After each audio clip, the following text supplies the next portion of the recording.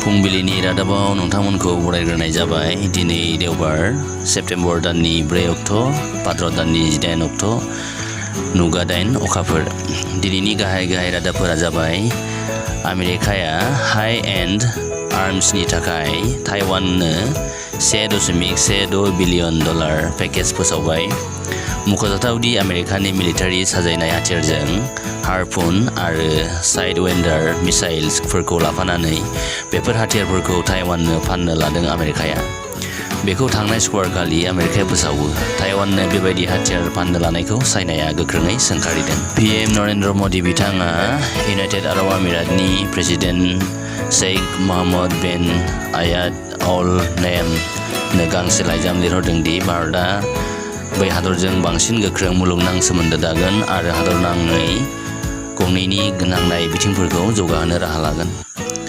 North east भारतनि आसाम, मिज'राम आरो सिक्किमाव COVID-19नि बांसिन एक्टिभ केसफोर मोननाय जादों। सा-सानजा भारतनि 8 रायजोफोराव दायो फारियै 2,838, 528 आरो 120 COVID-19 केसफोरखौ थांनाय सनिबारसिम मोननाय जादों होनना रायजोनि हेल्थ बिफाना फोरमायदों।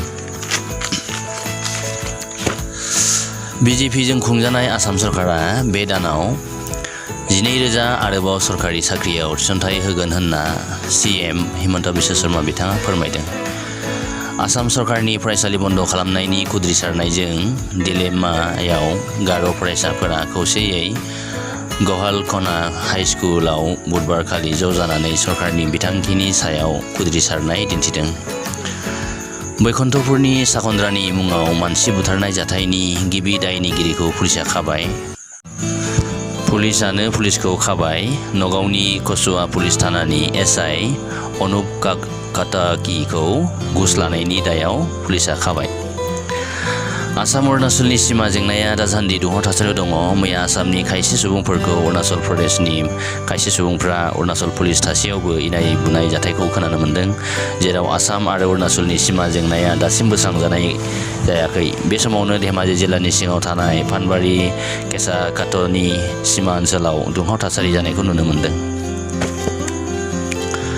आसामाव दानसेनि मादाव सा 37 सन्देह खालामजाथाव जिहादिफोरखौ हमनो हानाय उनाव रैखाथि बिफाना सा-सानजा रायजोनि बांलादेश सिमाजों नांजाबनाय ओनसोलफोराव गोख्रोङै नायबिजिरनो थिरांथा लादों।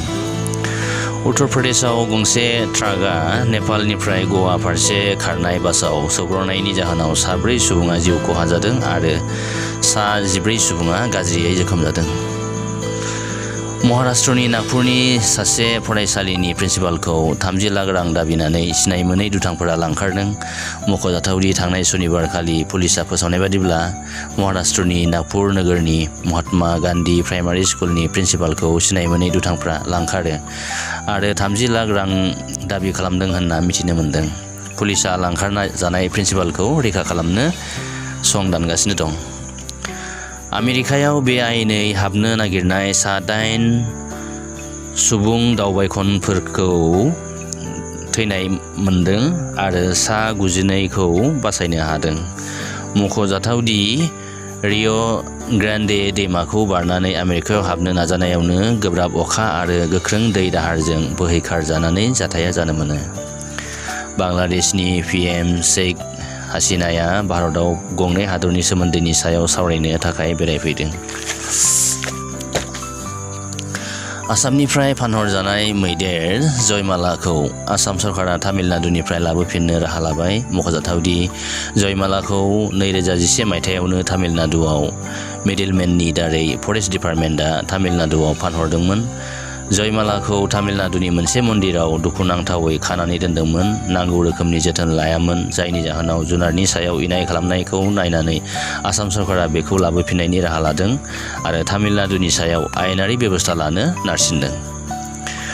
रासियाया जार्मानिसिम गेस पाइपलाइनखौ बन्द खालामनो थिरांथा लादों। मख'जाथावदि इउक्रेन दावहाखौ लानानै जार्मानि आरो मस्क'नि गेजेराव गोरोबलायैनि जाहोनाव बे थिरांथाखौ लादों होनना साननाय जादों। बिटिआरनि खायसे जिल्ला जेरै चिरां, क'क्राझार, कचबिहार गोदान रायजोआव हाबगोन होनना अनन्त रायनि बिबुंथिनि सायाव MLA जयन्त बसुमतारीया बे खौरांखौ जाथावना नङा होनना फोरमायदों आरो बेखौ सरकारा जेबो मिथिया होनना बुंदों। बे बोसोराव दैबानाजों भारतनि नसुंसे हादर पाकिस्ताना गाज्रियै खहा जादों, जेराव पाकिस्ताननि सरकारा भारतनि मदद बिनो गोनां जादों। आसाम सरकारा 1710 प्राइमारि एबा गुदि फरायसालिफोरखौ बन्द खालामनायनि नटिस होदों। सोमोनांथाव रादाब, मासे सैमाया दैमा बारनो आसायावनो नेनानै दं। 7 सान बारलांबाय, जेन सोरबा बिखौ बारहोगोन, मानोना सिगां बेयाव गंसे दालां दंमोन जायखौ दैया बुखारलांबाय। बे जाथाया कार्बि आंलंनि सनितपुरनि बरसलायाव होस्रांनाय एबा इभिक्सन हाबाफारि सोलिदों। सरकारनि हा-हु सेना लानायखौ होस्रांगोन सरकारा। श्रीलंकानि आगु प्रेसिडेन्ट गटाबाया राजापाक्साया गावनि हादराव गिदिंबोफिनबाय।